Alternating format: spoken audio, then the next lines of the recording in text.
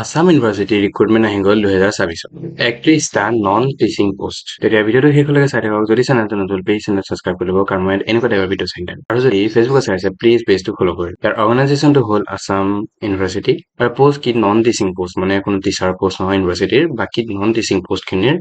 Recruitment আহিছে post কিমান আছে 31 পোষ্ট 31টা পোষ্ট আছে আৰু কোৱালিফিকেশ্যন দিয়া আছে প্ৰতিটো কোৰ্চৰ বেছত মানে প্ৰতিটো পোষ্টৰ বেছত আপোনালোকৰ কোৱালিফিকেশ্যন কি লাগিব সেইটো ডিপেণ্ড কৰিব তথাপিও আপোনালোকৰ গ্ৰেজুৱেশ্যনটো বা 10 বা 12 পাছ হ'লেও এনেকৈ ধুনীয়াকৈ আপোনালোকে এপ্লাই কৰিব পাৰিব আৰু এজ লিমিটো দিয়া আছে এজ পাৰ প্ৰতিটো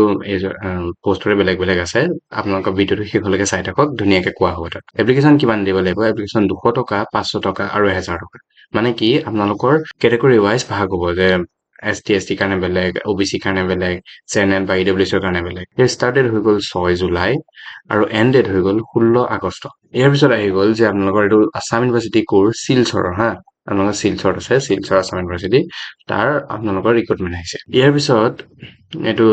name the post non teaching post in group A B and C তাৰপিছতে ইয়াৰ পে স্কেল কিমান পে লেভেল 1ৰ পৰা 14লৈকে ভেৰাই কৰিব ইয়াত পোষ্ট কি আছে চাওক ফাইনেন্স অফিচাৰ এটা পোষ্ট ডাইৰেক্টৰ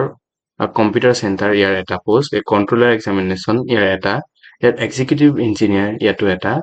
তাৰপিছত internal audit officer on deputation ইয়াত এটা ইয়াত ডেপুটি ৰেজিষ্টাৰ 1 তাৰপিছতে আনৰিজাৰ্ভ 1 ইয়াতো এটা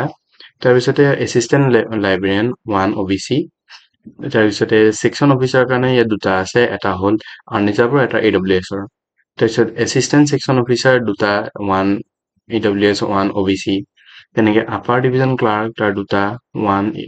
আনৰিজাৰ্ভৰ 1 EWS লেবৰেটৰী এছিষ্টেণ্ট 1 ST কাৰণে ইলেক্ট্ৰিচিয়ানৰ আছে তেনেকে দুটা লোৱাৰ ডিভিজন ক্লাৰ্কৰ দুটা তাৰপিছত লেবৰেটৰী এটেণ্ডেণ্টৰ কাৰণে 5টা তাৰপিছত লেবৰেটৰী এটেণ্ডেণ্টৰ কাৰণে লাইব্ৰেৰী এটেণ্ডেণ্টৰ কাৰণে দুটা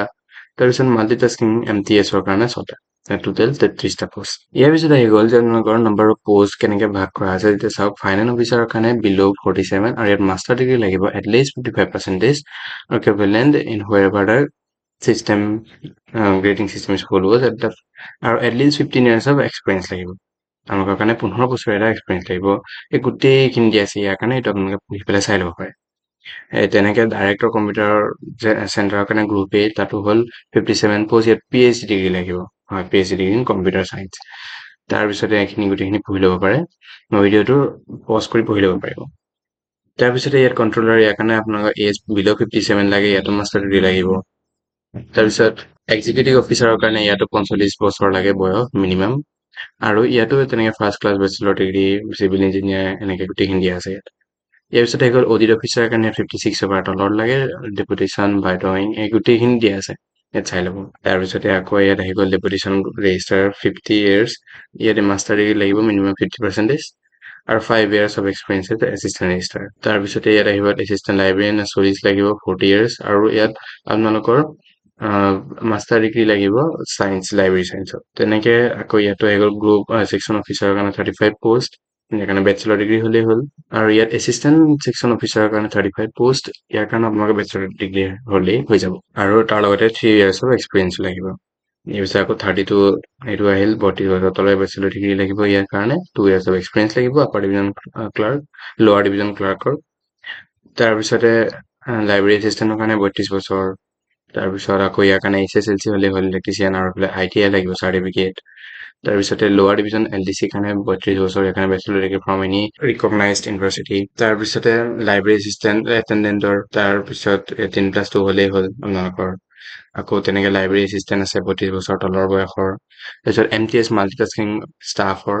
32 বছৰ 10+2 মানে 10 পাছ হ'লে হ'ল মেট্ৰিক পাছ কৰিলে এইটো ধুনীয়াকৈ কৰিব পাৰিব ইয়াৰ আপোনালোকে পইচা কিমান দিব লাগিব চাওক A non-refundable payment of rupees 1000 shall be paid online through the payment gateway by the category of unreserved. Unreserved কাৰণে 1000 টকা